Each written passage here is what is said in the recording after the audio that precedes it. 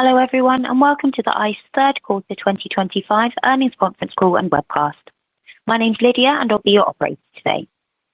After the prepared remarks, there'll be an opportunity for you to ask questions.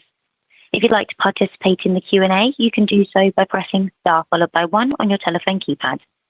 We kindly ask that you limit yourself to one question and then rejoin the queue if you have a follow-up. I'll now hand you over to Katia Gonzalez, Manager of Investor Relations, to begin. Please go ahead. Good morning. ICE's third quarter 2025 earnings release and presentation can be found in the investor section of ice.com. These items will be archived and our call will be available for replay. Today's call may contain forward-looking statements. These statements, which we undertake no obligation to update, represent our current judgment and are subject to risks, assumptions, and uncertainties. For a description of the risks that could cause our results to differ materially from those described in forward-looking statements, please refer to our 2024 Form 10-K, 2025 third quarter Form 10-Q, and other filings with the SEC. In our earnings supplement, we refer to certain non-GAAP measures. We believe our non-GAAP measures are more reflective of our cash operations and core business performance. You'll find a reconciliation to the equivalent GAAP terms in the earnings materials. When used on this call, net revenue refers to revenue net of transaction-based expenses, and adjusted earnings refers to adjusted diluted earnings per share. Throughout this presentation, unless otherwise indicated, references to revenue growth are on a constant currency basis. Please see the explanatory notes on the second page of the earnings supplement for additional details regarding the definition of certain items. With us on the call today are Jeff Sprecher, Chair and CEO, Warren Gardiner, Chief Financial Officer, Ben Jackson, President, Lynn Martin, President of the NYSE, and Chris Edmonds, President of Fixed Income and Data Services. I'll now turn the call over to Warren. Thanks, Katia. Good morning, everyone, and thank you for joining us today. I'll begin on slide 4 with some of the key highlights from our record third quarter results. Third quarter adjusted earnings per share were $1.71, up 10% year-over-year, and the best third quarter in our company's history. Net revenues totaled $2.4 billion, and were underpinned by a 5% increase in recurring revenue.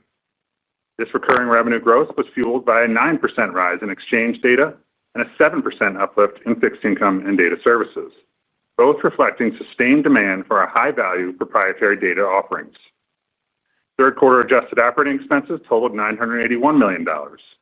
Our disciplined cost management was further supported by approximately $15 million in one-time benefits, about evenly distributed across compensation expense and depreciation and amortization. After adjusting for these benefits, we would have been towards the low end of our guidance range. I also want to provide some color on a third quarter adjusted tax rate of 21%, which benefited from recent prior year tax audit settlements.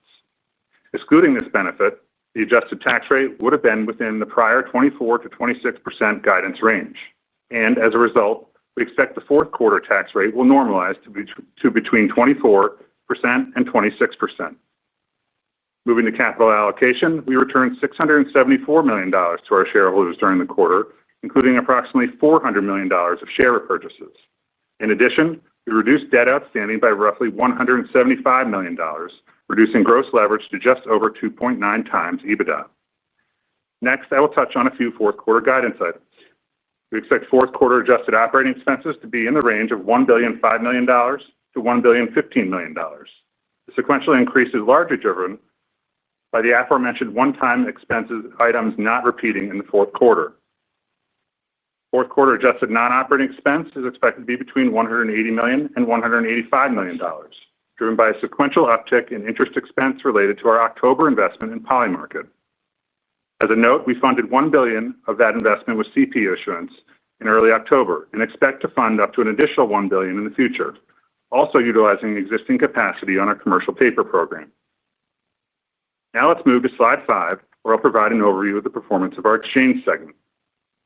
Third quarter net revenues totaled $1.3 billion, building on strong double-digit growth in the prior 2 years. Transaction revenues totaled $876 million. Importantly, towards the end of October, open interest across our futures and options complex surged 16% year-over-year, with energy futures up 14% and interest rate futures climbing 37%. underscoring the growing demand for our risk management tools amid shifting macroeconomic conditions. Shifting to recurring revenues, which include our exchange data services and our NYSE listings business, revenues totaled a record $389 million, up 7% year-over-year. Underpinning growth in our record recurring revenues was 9% growth in our broader exchange data and connectivity services, which is once again led by our futures data, while also benefiting from approximately $6 million of audit-related revenue that we don't anticipate will repeat in the fourth quarter. In our listings business, the NYSE helped to raise a market-leading $20 billion in new IPO proceeds through the first 3 quarters of 2025. It is worth noting that only roughly half of new IPOs have met the NYSE's listing standards, and these high standards remain a critical component of our 99% retention rate. As a result of this strong performance within our exchange data business, we now expect full-year growth to be towards the high end of our 4% to 5% guidance range. Turning now to slide 6, I'll discuss our fixed income and data services segment. Third quarter revenues totaled a record $618 million, including transaction revenues of $123 million. On a year-over-year basis, ICE Bonds revenues increased 15%, driven by 41% growth in our muni business, which was in part driven by growing institutional adoption. Within our CDS business, results were largely driven by lower member interest, a direct result of the lower Fed funds rate when compared to the year-ago period. Recurring revenues totaled a record $495 million and grew by 7% year-over-year. In our fixed income data and analytics business, record third quarter revenues of $311 million increased 5% year-over-year, driven by growth in pricing and reference data and our index business, which reached a record $754 billion in ETF AUM as the end of the third quarter. Data and network technology revenues were a record increased by 10% in the quarter, an acceleration from 7% growth in the first half and 5% growth in 2024, driven by heightened demand for our ICE Global Network. Our strategic investments in data center infrastructure are paying off, driven by increasing demand for data and increased capacity, as well as clients preparing to integrate AI into trading workflows. We also continue to drive high single-digit growth across our consolidated feeds business and our desktop solutions, as we continue to realize the benefits of investments to enhance our platform. Worth noting that the third quarter included a few million dollars of one-time revenue that we don't expect will repeat. That said, we still anticipate fourth quarter revenue growth in data and network technology to be in the high single-digit range, and for total segment recurring revenue to be between 5% and 6%, both the fourth quarter and the full year. Please flip to slide 7, where I'll discuss our mortgage technology results. Third quarter revenues totaled $528 million, up 4% year-over-year. Recurring revenues totaled $391 million and increased on a year-over-year basis. The year-over-year improvement was largely driven by our data and analytics business and MSP within our servicing business. Shifting to the fourth quarter, we expect revenues to remain at these levels, primarily driven by Mr. Cooper's acquisition of Flagstar and customers resetting their minimums on Encompass, which I'll note is paired with the benefit of higher transaction fees. We expect these items to largely be offset by revenue from new customers coming online. Transaction revenues totaled $137 million, up 12% year-over-year, driven by double-digit revenue growth related to Encompass closed loans and high single-digit growth from MERS registrations. As you look to the fourth quarter, it's important to remember typical seasonal impact on purchase volumes, which tend to be lighter in the fourth quarter relative to the second and third quarters. In summary, the third quarter was once again grew revenues, adjusted operating income, and adjusted earnings per share, building upon our record first half results and representing the best year-to-date performance in our company's history. As we continue to strategically invest in our future, we have also returned over $1.7 billion to shareholders year-to-date.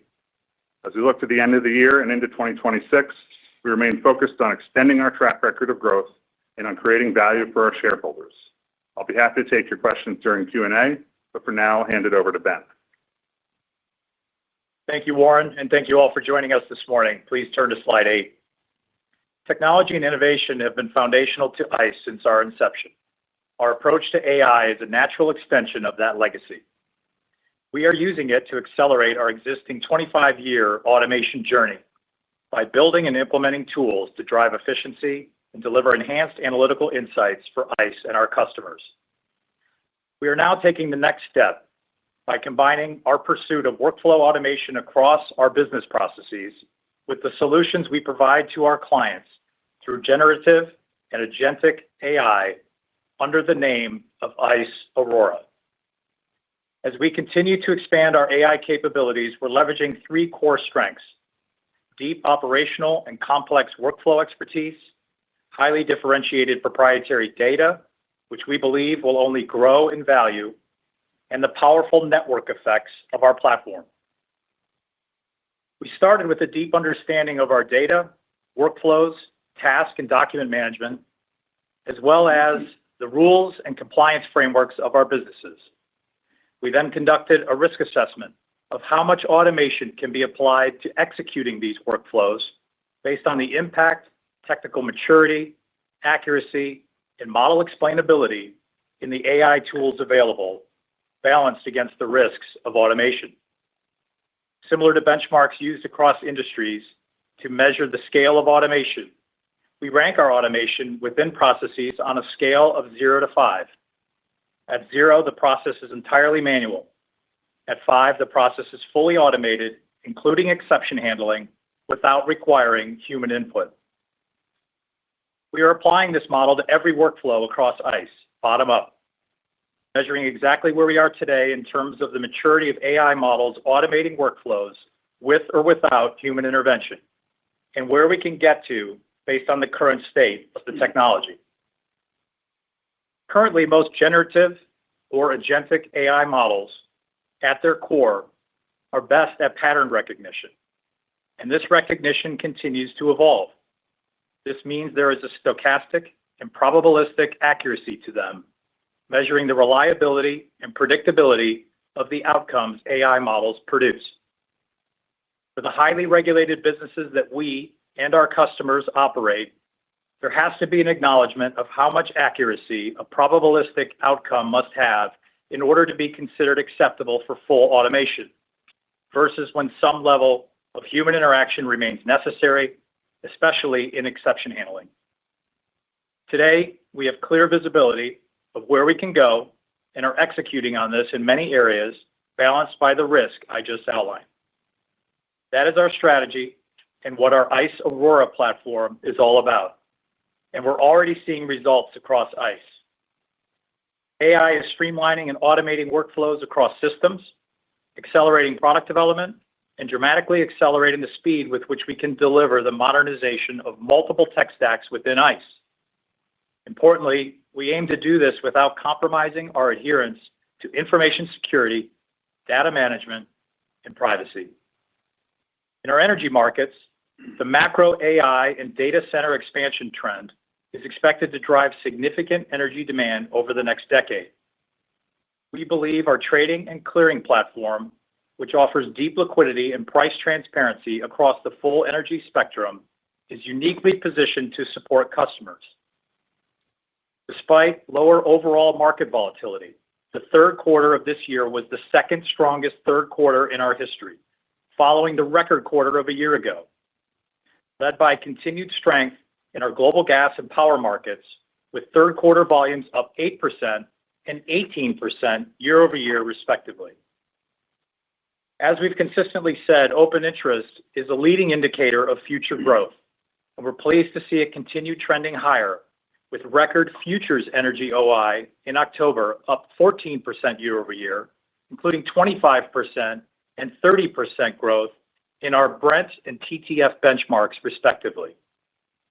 This reflects the value of our diversified energy platform, the depth of our liquidity, and the confidence customers place in our benchmarks, which serve as global price reference points across thousands of related contracts, providing trusted price transparency across geographies. Across our global gas portfolio, which spans North America, Europe, and Asia, volumes have increased 20% year to date. Importantly, this strong year-to-date performance has been underpinned by broad-based strength, including a 16% increase in our North American complex, a 26% increase in our European portfolio, and a 27% increase in our Asian JKM market. In parallel, our power markets have seen continued growth, with volumes up 21% year to date and 18% in the quarter.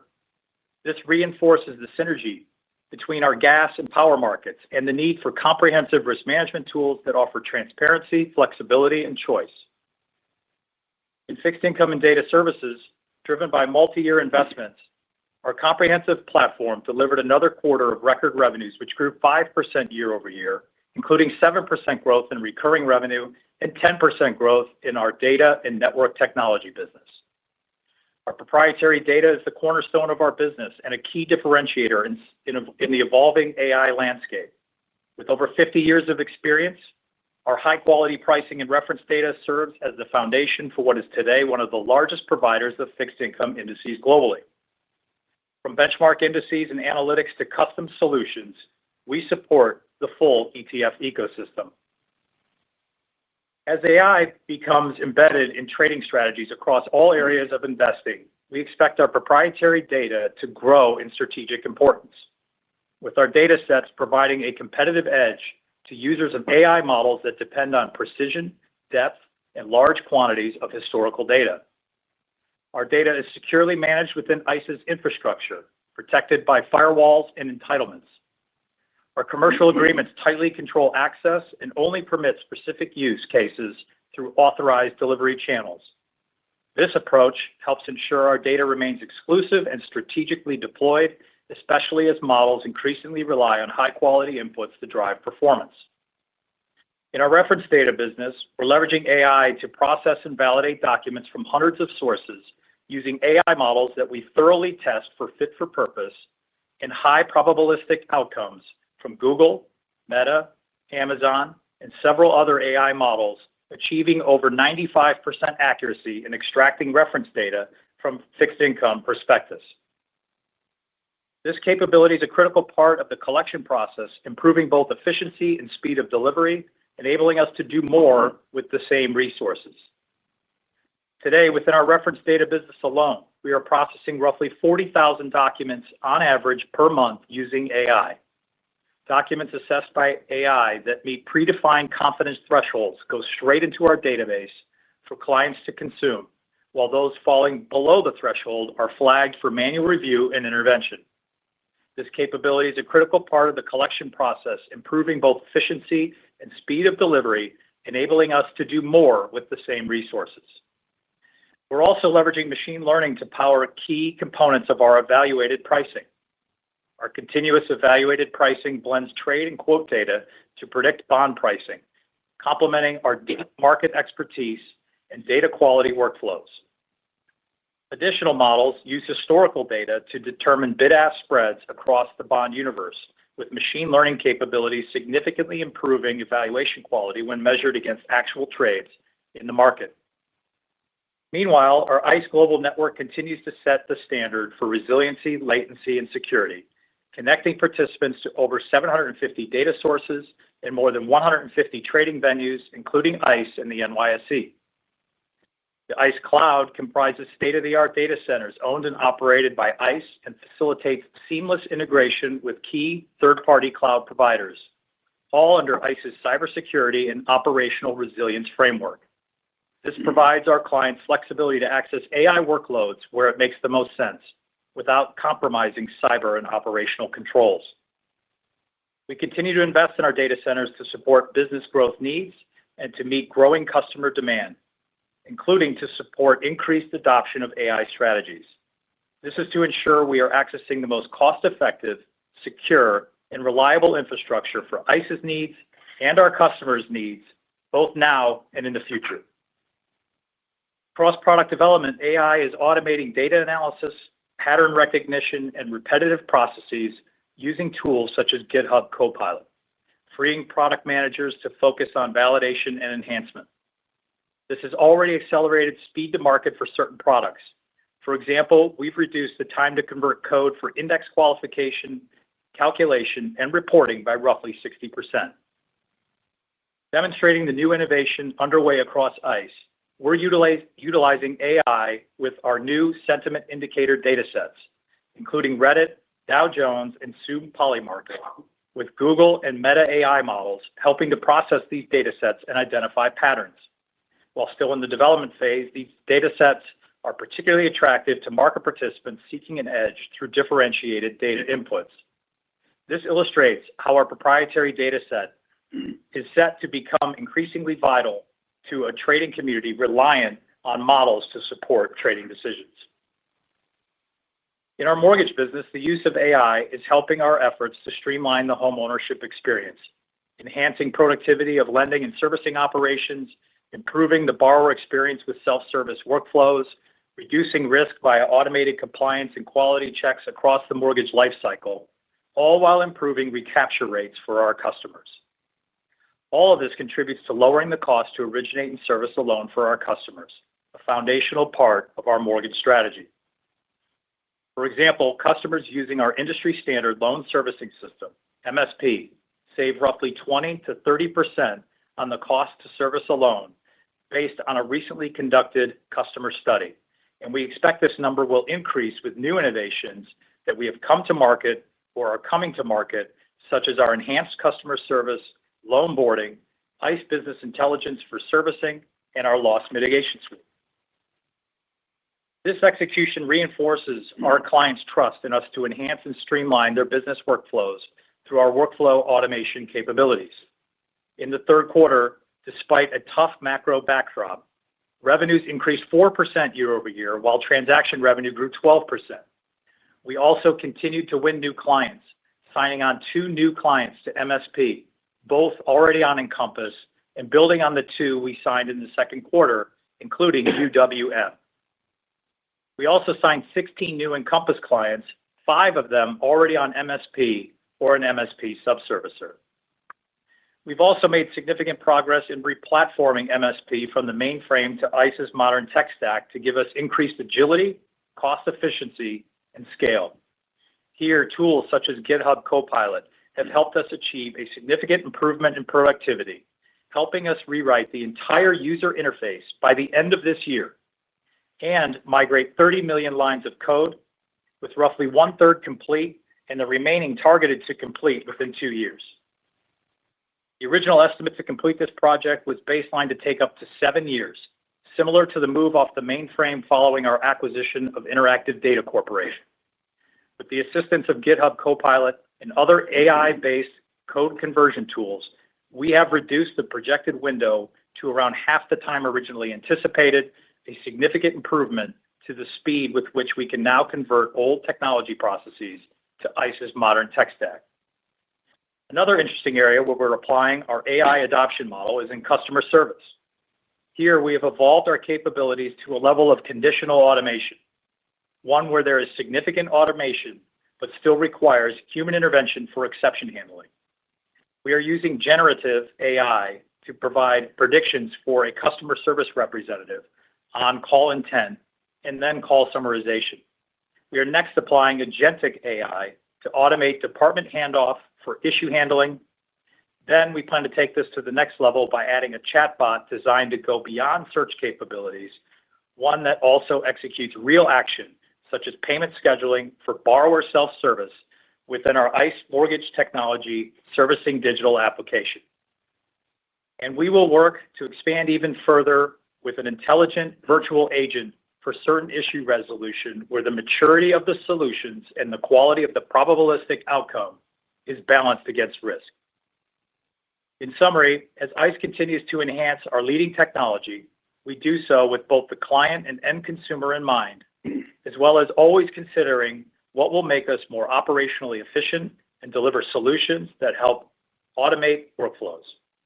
With that, I'll hand it over to Jeff. Thank you, Ben. Please turn to slide 9. Given ICE's recently announced investment and business relationship with Polymarket, I thought it might be helpful to explain our thinking on the evolution of markets. ICE was an early investor in the crypto space, having been an early-stage funder of Bakkt and Coinbase. We made these investments in order to stay close to the evolution of the market's use of blockchain.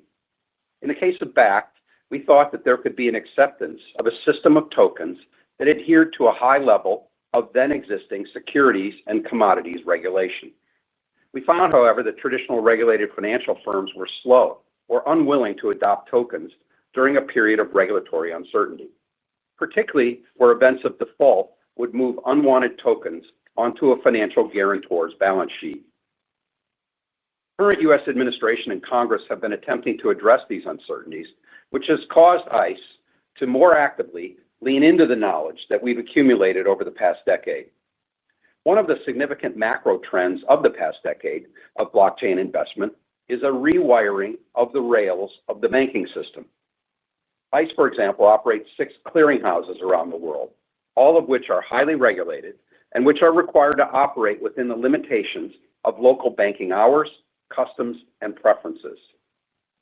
On-chain banking now operates globally with 24/7 availability, allowing for instantaneous margin calls and trade liquidations. This facilitates increasing margining and lending against assets, which some cohorts of asset holders are clearly taking advantage of with increased risk management tolerances, and which places excess trade financing collateral into an omnibus stablecoin collateral pool. This excess collateral pool is funded by traders via the forfeiture of earnings on their collateral, features that were previously unavailable to regulated clearinghouses. ICE decided to invest in Polymarket as we're impressed with the design of its underlying architecture of smart contracts that take advantage of this new banking infrastructure. Alongside our investment, we've also announced a strategic data agreement under which ICE will become a global distributor of Polymarket's highly differentiated event-driven data. As the leader in non-sports prediction markets, Polymarket provides real-time probabilities on events like elections, economic indicators, and cultural trends, offering a powerful new layer of insight supporting more informed decision-making. We believe that we can accelerate Polymarket's acceptance into the traditional financial system by virtue of our distribution, understanding, and longtime customer relationships. And we believe Polymarket's engineering team can help ICE's engineers better understand our own adoption of evolving banking technology, a relationship that is already paying dividends to both of us. ICE is in the process of rolling out an advanced clearing model for our global clearinghouses, one that we've very elegantly named ICE Risk Model 2. Our new clearing system was built on the existing local banking and regulatory infrastructure for funds movement and collateral management. However, the current regulatory environment is being confronted by collateral management using tokens, which I believe will help evolve regulatory oversight to take advantage of 24/7 capital movement. And ICE intends to be at the forefront of driving this evolution, given our own use case of operating 6 global clearinghouses with differing collateral and regulatory environments. Such an evolution can make global clearing and trade settlement more efficient, and we've seen that the efficient use of collateral typically results in increased trading volumes and transaction revenues. One does not have to look too far to see that trading volumes in the U.S. equities markets have dramatically increased since the industry freed up collateral by moving from T+2 day to T+1 day settlement times. Beyond the rewiring of funds movement, Polymarket has pioneered the rapid listing of new markets, driven by real-time consumer demand. Traditional exchanges have been subject to government approvals of our new product launches, which at best take 30 days, and in many countries, substantially longer. Polymarket is forcing a dialogue in the U.S. on how to minimize government regulatory burdens so as to not impede innovators. We think this dialogue will ultimately benefit new product innovation for all markets, and certainly for ICE. Now, augmenting on Ben's comments on the adoption of artificial intelligence, we see the jagged intelligence phenomena at play for both our own AI adoption and for that of our customers. Internally at ICE, we have our engineers using co-pilots to help them write code more effectively, particularly where the projects involve modernizing our legacy code. However, to fully deploy production code at scale and at the latency precision which ICE operates, we still require unique skill sets that are not now available in AI. So our current experience is that AI has become a good assistant for our teams, but not a replacement. Ben also highlighted our use of AI in improving our customer service. Artificial intelligence has made our help desk more efficient at diagnosing real-time issues, as well as cataloging and summarizing customer inputs to create more efficient feedback loops. The third area where we've deployed AI is in our data gathering and data organization, such as cataloging bond and equity prospectuses, cleansing our data sets, and organizing unstructured data for our vast financial data offerings. And lastly, much of the regulation that ICE is required to oversee is surveillance in the form of pattern recognition. Here again, AI tools are making our colleagues more efficient at our oversight. So in summary, our internal use cases for AI have made our colleagues better at what they do. In terms of our customer adoption of AI, we see that same jagged intelligence, where AI is very helpful in some areas, yet unreliable in others. Where our customers interface with ICE products for pattern recognition or language organization, we're seeing positive uptake. For example, we've seen healthy uptake of our structured and unstructured financial data offerings. Similarly, the AI tools that we've built into our mortgage network, such as our data and document automation and our customer engagement suite, have strong interest, with customers adopting these tools to more efficiently target new business and minimize the cost of mortgage onboarding, but not to replace underwriting decisions that are subject to regulatory oversight or to replicate the vast ICE mortgage network that links the industry together, including the U.S. federal housing regulators' supervisory efforts in validating GSE and Federal Home Loan Bank mortgage holdings and providing it with monthly mortgage service information. Finally, a number of people have speculated to me that the overall volumes of trading must have increased due to AI adoption. While that's possible, I believe that a significantly larger volume impact has come from capital being freed up when moving equity settlement times one day forward and with the expansion of retail trading leverage that's inherent in popular one-day options. So all in all, we think the current state of AI is helping to control costs and control new hiring and is, for us, at the margin, driving sales and transaction growth. Our record third quarter results on top of our extraordinary third quarter results of last year are another example of strong execution across our all-weather platform. We very intentionally positioned the company to provide customer solutions in numerous geographies and economic conditions to facilitate these all-weather results. I'd like to end our prepared remarks by thanking our customers for their continued business and thank you for your trust. And I'd also like to thank my colleagues at ICE for their contribution to the very best third quarter in our company's history, following on our unsurpassed first half results and yielding the best year-to-date performance in the company's history. I'll now turn the call back to our moderator, Lydia, and we'll conduct a question and answer session until 9:30 Eastern Time. Thank you.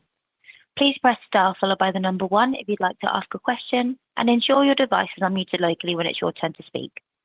A kind reminder to please limit yourself to one question and jump back in queue if you have any follow-ups. Our first question today comes from Ken Worthington with JP Morgan. Please go ahead. Your line's open. Hi, good morning. Thanks for taking the question. Believe it or not, my question is on the impact of AI in the mortgage origination and servicing business. Been really following up in your prepared remarks. So maybe first, how easy is it to incorporate the benefits of AI in MSP and Encompass, given what their tech stacks look like today? So you gave some examples, but can you get AI into all the areas you need to maximize your competitiveness? And then maybe secondly, do you think AI can make it easier for prospective ICE mortgage technology clients to pursue efficiency on their own? And does the hope of new technology extend the time it's taking for ICE to sign up new Encompass and MSP customers, particularly when thinking about large customers? Thanks, Ken. It's Ben. I'll take this. I think in my mind, the best way to summarize the impact of AI on our mortgage origination and servicing platforms is that it's enabled us to transition these platforms from what have historically been seen as systems of record to a system of intelligence. And what do I mean? So when you think about these core platforms, we are orchestrating incredibly complex and highly regulated business processes and workflows. And we alluded to it in the comments multiple times, both Jeff and I did, that we also have an incredible network attached to us. Thousands of customers, hundreds of network service providers, 35,000 settlement agents, tens of thousands of notaries, as an example. And we're orchestrating communication not only of those clients connecting to us, but as important, if not more important, connectivity between our clients. And we have the proprietary information on how to orchestrate that workflow and how to make it more robust.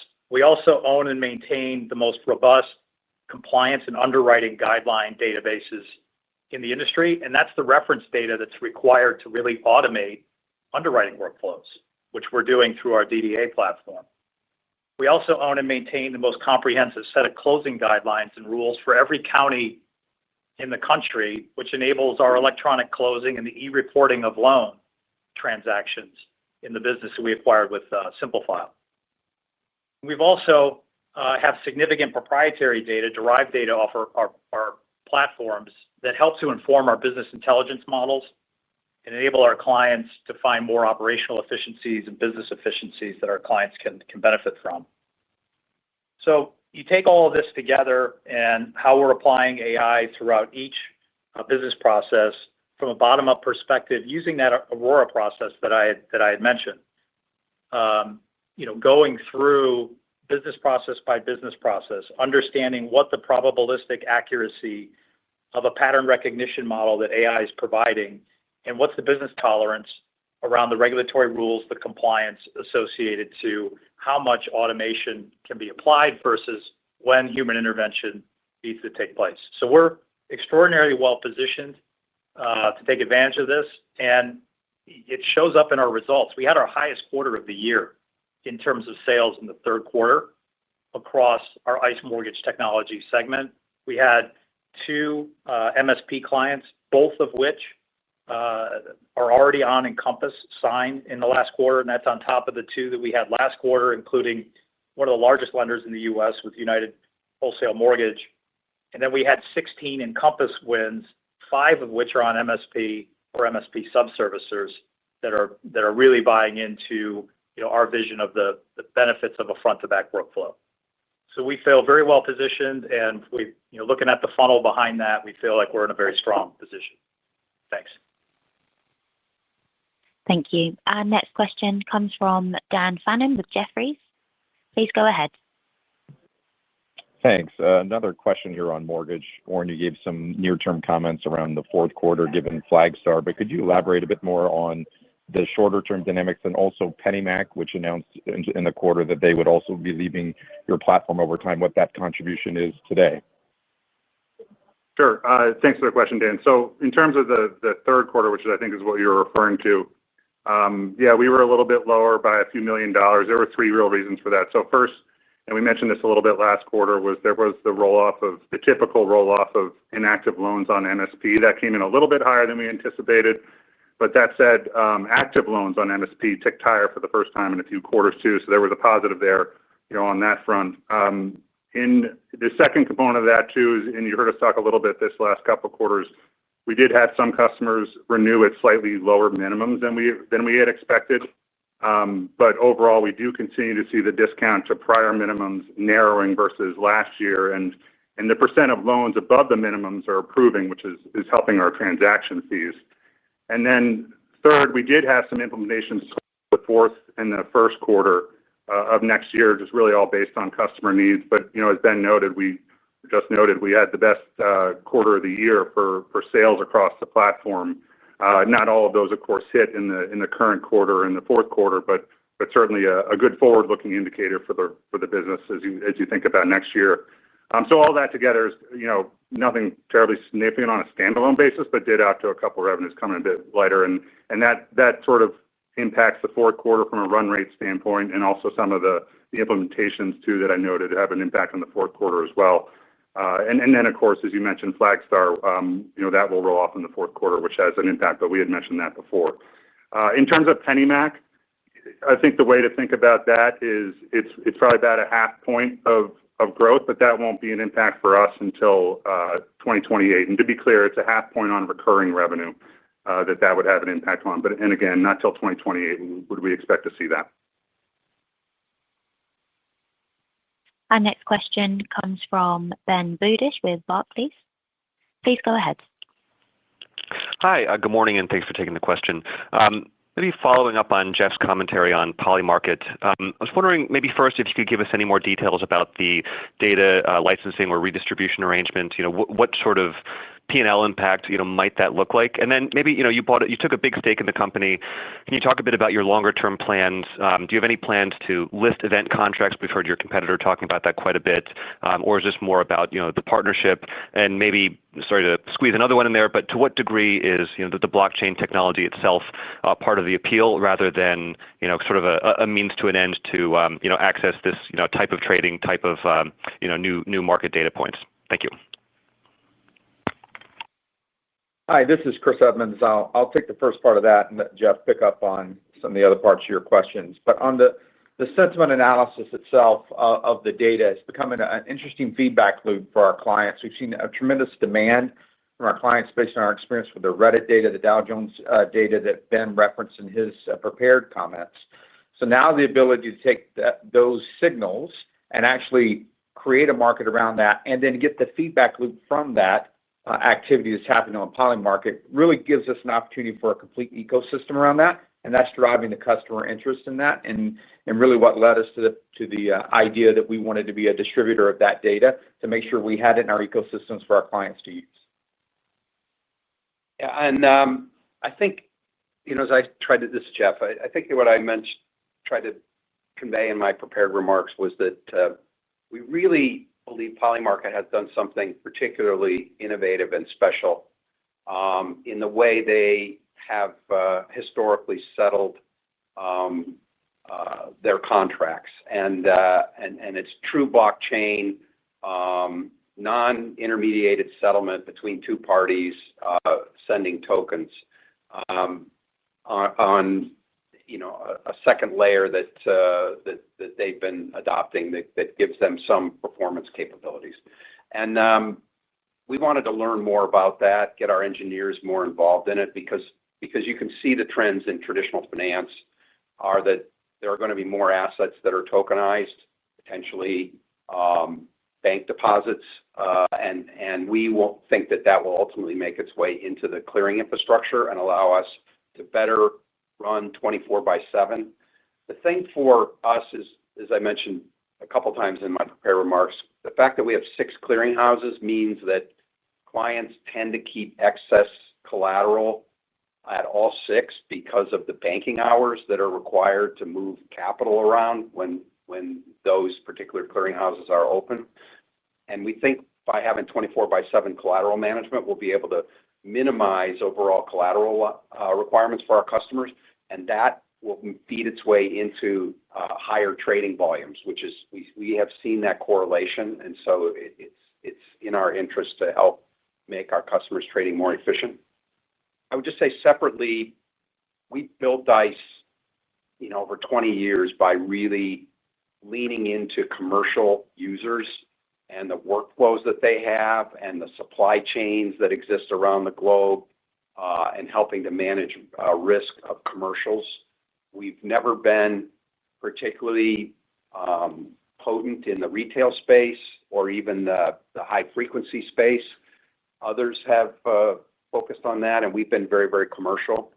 So it's good to have a relationship with Polymarket because they're really educating us about how they have gone to market with retail customers, how they did essentially, tremendous ground game marketing without money assets at their disposal, and really, created a brand and brand awareness with a small balance sheet.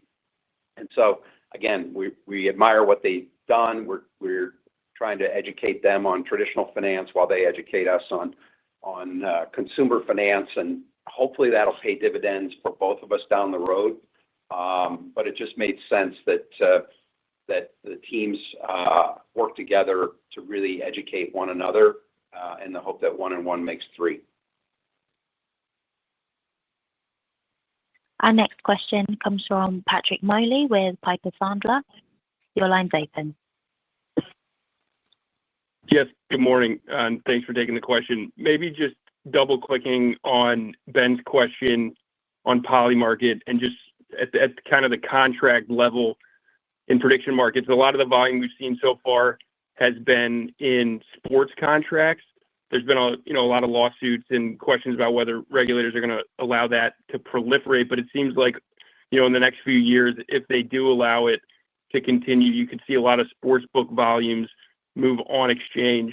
So just wondering if what you think, how you see that playing out and what opportunity it could present for Polymarket and ICE. And maybe just if you could talk about how you see sports contracts versus non-sports contracts and their applicability at the commercial level, progressing from here. Thanks. Sure. This is Jeff again. Well, I reached out to Shane, the founder of Polymarket, early in the summer after it became clear that the Trump administration and the U.S. Congress was going to validate much of what was being done with stablecoins and ultimately on the blockchain. And it was in that environment that we began conversation, and that was before the NFL football season. And we were attracted by their non-sports activities, where they really are a global leader. And we really think that data and information, supply chain data, acts of God, weather, corporate actions, we think that kind of information is going to be very, very interesting to the traditional finance. In fact, we know it is. Anecdotally, Shane and I are very well aware of many institutional investors that are already scraping data or finding data and making its way into informally into their traditional decision making. And so sports was not something that really got our interest. I think it's great for Polymarket if they can make a business around that and make earnings around that, and certainly longer term for our equity stake in the business, that would be great. But we're not a venture firm. We don't, you guys won't really reward us if we make a lot of money on that investment. Honestly, I think we'll be rewarded if we can bring the underlying technologies into our workflow and increase our sales revenue and manage our costs. And so, long-winded way of saying good for Polymarket if they can navigate the sports complex. Kind of not high on our list in terms of what we're going to contribute to them and what they'll contribute to us. Next question comes from Brian Bedell with Deutsche Bank. Please go ahead. Great. Thanks. Good morning. Thanks for taking my question. Maybe just back to mortgage. I just wanted to clarify, Warren, on the 4Q outlook, that the guide of, I think, flat revenue, 3Q to 4Q, was that for the whole segment? Or was that just for recurring? Because I know you did mention the seasonality and transaction fees. So if you could just verify that. And then just longer term outlook on that build of the revenue synergy, what's been actioned so far, and are you sticking to the same timeline on the on the integration? And then maybe just longer term, just comments around competition in the mortgage space from the blockchain and from blockchain providers. I know that's more futuristic, but just your thoughts on that. All right, Brian, I'll try to hit the first two there and then hand it over to Ben. So, thank you for clarifying. So the comments in the script were referring to recurring revenue being around the same level as the third quarter. I did mention that, of course, there is the typical seasonal impact from just lower purchase volume that happens in sort of the winter months. You see that in the fourth and the first quarter of each year. So I'm not trying to give a specific guidance on that. I just think because we don't know where volumes are ultimately going to be in a particular period. So that's more just of just a helpful guide for you guys to just sort of think through that as you update your models. I think your second question, if I remember, was around just maybe longer term guidance. I think we'll give guidance on the fourth quarter call, of course, but the MBA is forecasting loan growth kind of in the high single digit range right now. Industry originations will be slightly below the 6 million next year based on what they're seeing today. And I'm not confirming or denying that, but that's kind of the information that's out there. So based on that, I would just point you back to the scenarios that we provided in the past where when we closed the Black Knight transaction, that we would probably be more in the lower mid-single-digit range in that kind of an environment. But that obviously can change as interest rates move, as mortgage rates move. That can obviously change pretty quickly. So we'll have to see as we get closer to guidance next year in terms of what we provide there. Hi, Brian. I'll hit the competitive landscape question that you had towards the end. Customers, and I've said this in prior calls, customers continue to focus on having an independent, well-capitalized, neutral technology provider to help develop and enhance this critical market infrastructure for them, and in particular, one that doesn't compete with them. And that's why we continue to have the sales success that we highlighted. Obviously, we've said it in this call that we had the highest quarter in sales in the third quarter than we've had all year. So we're continuing to have a lot of success in there. On the landscape itself, there was a question about PennyMac earlier. The reality is with PennyMac, just a little bit of history on that there was a long-standing dispute between PennyMac and Black Knight. An arbiter found that PennyMac used our confidential information to build a servicing system. So it wasn't a surprise to us, to be honest with you, after buying Black Knight, that they took an ownership stake in a platform and they are trying to build a loan origination system to potentially move to over time. So it's not a surprise, but again, in our mind, it's not a neutral, independent platform. And then you have the Rocket conversation that we have. Our understanding is that Rocket's moving their loans to a legacy Cooper platform mainframe system called LSAMS. It's not going to Sagent. And they've decided that they want to have their own proprietary custom system that is mainframe based to go to. And then you look at platforms like we have with MERS, where MERS is a comprehensive platform, handles first and second loans. It's got legal standing within the mortgage processes. It's got proven expertise in the bankruptcy foreclosure space. It's an incredible business that's run with an independent board and board members that are part of the industry, and it's a great business for us. So you take all of that, and then our positioning of where we're, again, an independent, well-capitalized, proven technology provider for many, many different industries, and that we're neutral and don't compete with our customers, we think we're very well positioned. Thank you. Our next question comes from Alex Blostein with Goldman Sachs. Please go ahead. Hey, good morning, everybody. Thank you for the question. I was hoping to go back to one of the earlier points you made in prepared remarks around AI initiatives when it comes to the workflow automation, and you spent quite a bit of time talking through various processes. When you zoom out, I guess, what's the goal here? What, in terms of actual savings, you guys think this can produce for the firm? What's the timeframe on that? And how are you thinking about either reinvesting some of these savings or letting them sort of drop down to the bottom line and maybe sort of help us frame what that means for the firm's sort of profitability over time? Thanks.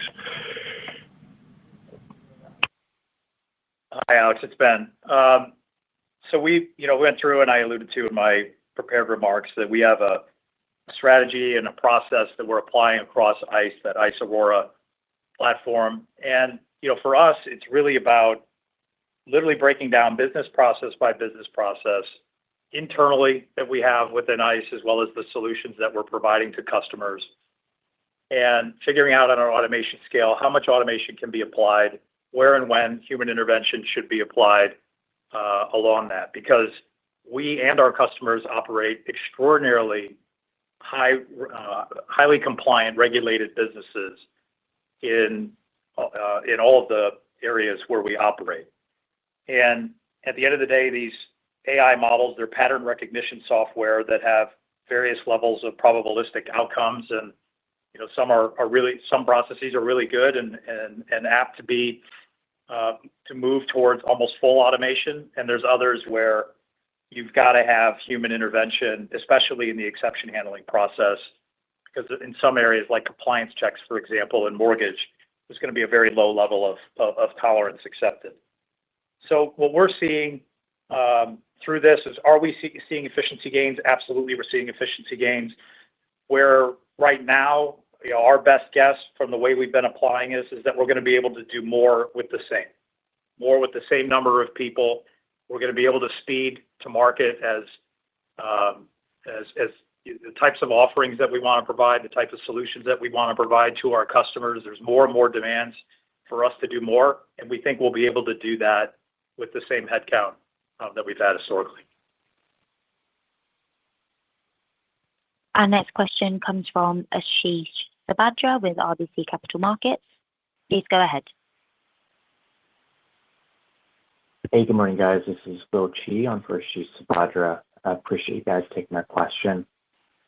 Just with the continued strength we've seen on your data services and solutions businesses across ICE, could you maybe give a little bit of a commentary on the drivers there, where maybe the demand appetite is coming from a customer perspective, either kind of quantity of data consumed versus pricing, and also, with the developments of the new kind of high-value data sets like these sentiment indicators, is that kind of another leg up, you'd say, kind of for driving growth in those segments? Thanks.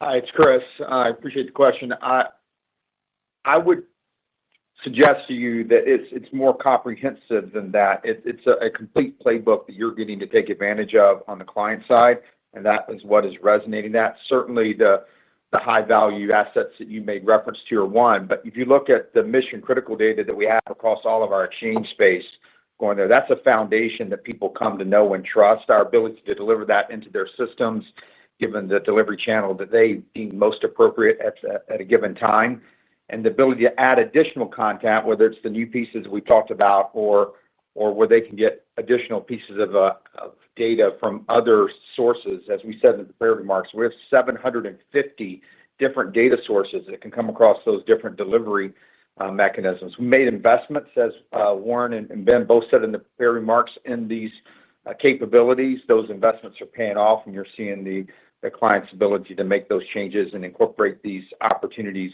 into their operational workflows. Thank you. We have no further questions, so I'd like to turn the call back over to Jeff Sprecher, Chair and CEO, for any closing comments. Well, thank you, Lydia. Appreciate the way you managed the call today, and thank you all for joining us this morning. I'd like to again thank all my colleagues for delivering the best third quarter in our company's history, and again thank our customers for their continued business and for the trust they have in the way we manage our business. We'll be back soon to continue to update you, but meanwhile, we're going to be working to innovate for our customers and continue to build our all-weather business model. Thanks, and have a great day. Thank you. This now concludes our call. Thank you very much for joining. You may now disconnect your line.